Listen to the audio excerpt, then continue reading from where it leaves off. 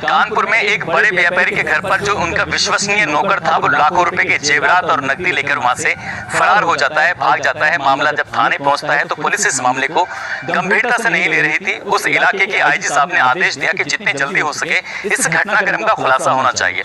इस मामले की जांच दी गई थी इंस्पेक्टर एसएस लोर को। एसएस लोर ने उस चोर को पकड़ने के लिए मशक्कत की, आखिरकार पकड़ लिया और उससे पूछा कि तुमने चोरी क्यों की। तो उसने बताया कि जो मालकिन है उससे उसका चक्कर चल रहा था, अफेयर चल रहा था, वो उसे प्रेम करता था।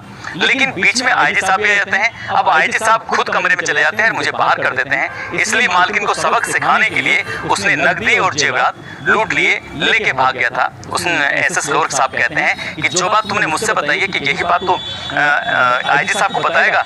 तो जब ये आईजी साहब के सामने चोर को लेके जाते हैं तो आईजी साहब के सामने वो चोर सारी की सारी पोल खोल देता है और आईजी साहब कहते हैं कि भाई ये बात इस कमरे से बाहर नहीं जानी चाहिए, चोर को ऐसे ही छोड़